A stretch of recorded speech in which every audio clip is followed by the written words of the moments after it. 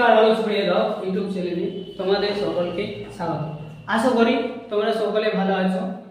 আজ তোমাদের আমি জীবন বিজ্ঞান একটি চ্যাপ্টার যেটা বংশগতি মেন্ডেলিভের এক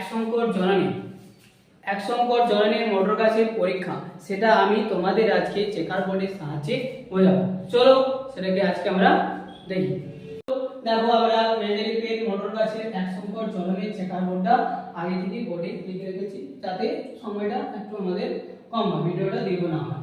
ঠিক আছে, চলো দেখো মেন্ডেলিভ প্রথম ভাস কি করেছিল, বিশুদ্ধ লম্বা মোটর গাছের সাথে বিশুদ্ধ বেটে মোটর গাছের দুটো ক্রস করেছিল, অর্থাৎ সংকরায়ন করেছিল। ফার্স্ট তিনি এই বিশুদ্ধ লম্বা মোটর গাছ এবং বিশুদ্ধ বেটে মোটর গাছের মধ্যে ইতর পরাগযোগ ঘটিয়েছিল। এটা প্রশ্ন হয় যে তিনি প্রথম কোন পরাগযোগ ঘটিয়েছিলেন, তাহলে ফার্স্ট ইতর পরাগযোগ ঘটিয়েছিলেন। এবারে বলি এই যে দুটো বড়টি দুটো ছোটটি, এদের মধ্যে যে এই যে টি এগুলোকে বলা হয় কি বলা হয়, টেলিং। এগুলোকে বলা হয় টেলিং। তিনি প্রথমে ইতর পরাগযোগ ঘটিয়ে ক্রস সেকশন করে দেখো দুটো সংকর লম্বা মোটর গাছ প্রথম উপাত্ত জমিতে তৈরি করেছে। তার আগে বলি এই যে বড়টি ছোটটি এগুলোকে কি বলা হয়, গ্যামেট। কি বলা হয়, গ্যামেট। ঠিক আছে, এর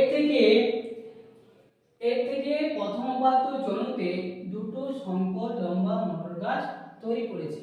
এরপর এইগুলোকে এখানে লেখা হয়নি, এখানে কি করেছে, স্বপরাগযোগ ঘটিয়েছেন। তারপর স্বপরাগযোগ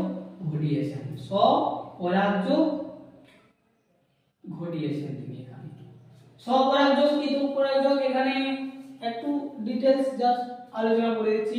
ইতর পরাগযোগ হচ্ছে কি, একই প্রজাতির দুটো গাছের মধ্যে পুরুষ ফুল এবং স্ত্রী ফুলের যে পরাগযোগ ঘটে তাকে বলা হচ্ছে ইতর পরাগযোগ। আর স্বপরাগযোগ একই গাছে দুটো ফুলের মধ্যে, অর্থাৎ পুরুষ ফুল এবং স্ত্রী ফুলের মধ্যে যে পরাগযোগ সেটাকে বলা হচ্ছে স্বপরাগযোগ। তাহলে মেন্ডেলিভ ফার্স্ট প্রথম উপাত্ত জনিতে ইতর পরাগযোগ ঘটিয়েছেন, তারপর দ্বিতীয় উপাত্ত জনিতে স্বপরাগযোগ ঘটিয়ে এখানে দেখো 25% বিশুদ্ধ লম্বা মোটর গাছ, 50% সংকর লম্বা মোটর গাছ আর 25% বিশুদ্ধ বেটে মোটর গাছ তৈরি করেছে।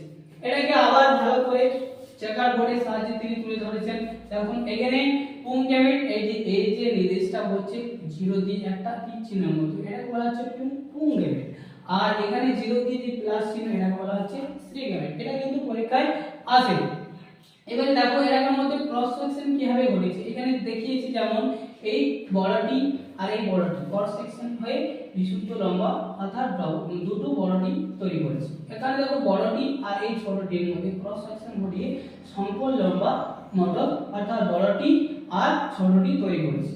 আবার দ্বিতীয়তে এটা ছোটটি আর বড়টির মধ্যে সংকলন ঘটিয়ে বড়টি ছোটটি অর্থাৎ সংকর লম্বা মোটর গাছ তৈরি করেছে। আবার এখানে ছোটটিতে বিশুদ্ধ বেটে মোটর গাছ অর্থাৎ 25% বিশুদ্ধ মোটর গাছ করেছে। এটা পার্সেন্টেজটা কিভাবে বের করে এখানে হালকা ছোট্ট করে দেখিয়ে দিচ্ছি যে এই যে চারটা বড়টি ছোটটি